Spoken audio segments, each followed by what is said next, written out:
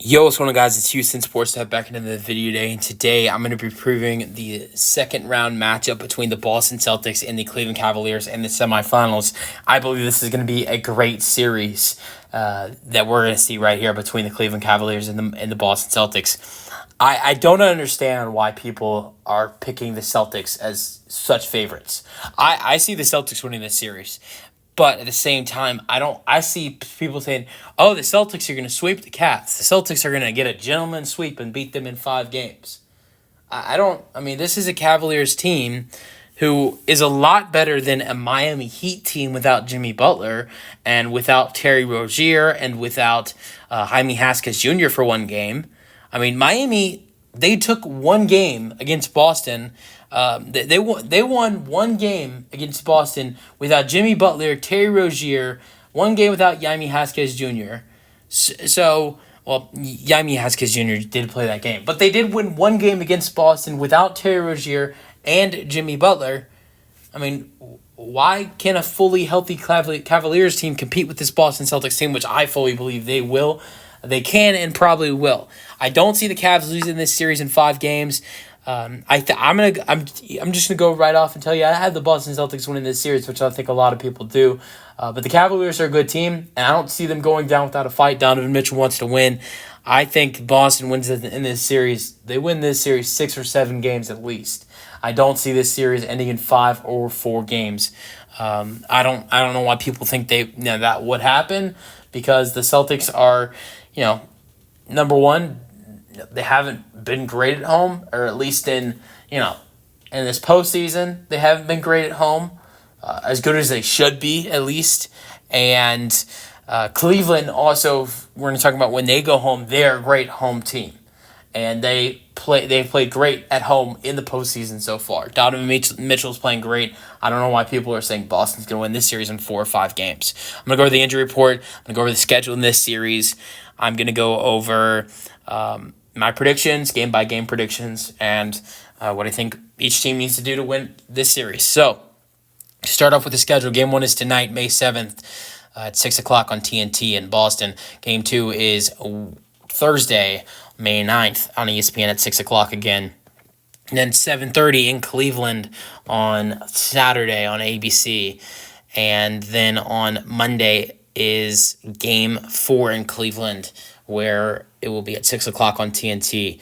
And then you'll have Wednesday, Game 5, if necessary, TNT, back in Boston, then back in Cleveland May 17th, which would be, I'm trying to keep this up, this would be Friday, right? Yeah, I think so, which would be ESPN, and no time is announced. And same thing goes for potential Game 5. No times are announced in potential Game 5, Game 6, and Game 7, but the channel would be on Game 6, the channel, which would be in Cleveland, would be ESPN, and then a potential Game 7, no channel or time is announced. So only times we know in this series is Game 1 through Game 4, but that's what it's like in usually every series. All right, let's get into injury report. This injury report is for both teams. It's not heavy. Boston has a very big player for their team who's on this injury report. And it will be interesting to see how they play without him. And very well might not return for this series, and that is Kristaps Porzingis is expected out until May 19th. Game 7 would be on May 19th. So, it's going to be tough without Porzingis, and that's another thing I talk about when I talk about this series. I mean, Miami won 1 game against the Boston Celtics team when they had Kristaps Porzingis. This Cleveland Cavaliers team, who has great size with Evan Mobley and Jared Allen, are going up against a Boston Celtics team without Porzingis. So, look, I think Cleveland has a decent chance. I mean, compared to other teams in the Eastern Conference that are still active. I think the Knicks have a good chance going up against this Celtics team. I think the Pacers not so much because of how bad of a defensive team they are, and also don't play the best on the road as they do at home, which is a big difference. And then you got the Cleveland Cavaliers. Honestly, I think the Cleveland Cavaliers, out of any team in the Eastern Conference that is still alive has the best chance against the Boston Celtics compared to the Knicks or the Pacers, in my opinion. But I want to go over the injury for Cleveland, the injury report for Cleveland, Matt. So you have Dean Wade, who has a knee injury, is expected to be out till May 9th. So he could return at some point in this series. If you guys don't remember, Dean Wade was huge in a comeback for Cleveland and their only win against Boston in the regular season, which was without Donovan Mitchell, by the way. And Dean Wade hit I think he scored 20-something or 30 points in that game and had a huge second half. Cleveland was down 20 or 30 in that game and made a comeback. So they're also without players like Craig Porter Jr. and Ty Jerome, but who would have nothing to do with this team if they were healthy. And then Jared Allen is a game-time decision for Game 1 with a ribs injury. And if he misses Game 1, I don't see him not being back by Game 2. So, that really wraps up the injury report for both teams. Now, what do both teams need to do? I mean, Boston, really, all they need to do in this series is play their best basketball. And the unfortunate thing for Boston, I believe, is they're going to be a little bit outnumbered with size without Porzingis because you got, if you look at who's going to be starting for them in the starting lineup, you got Derek White, Drew Holiday, Jaylen Brown, Jason Tatum, and Al Horford.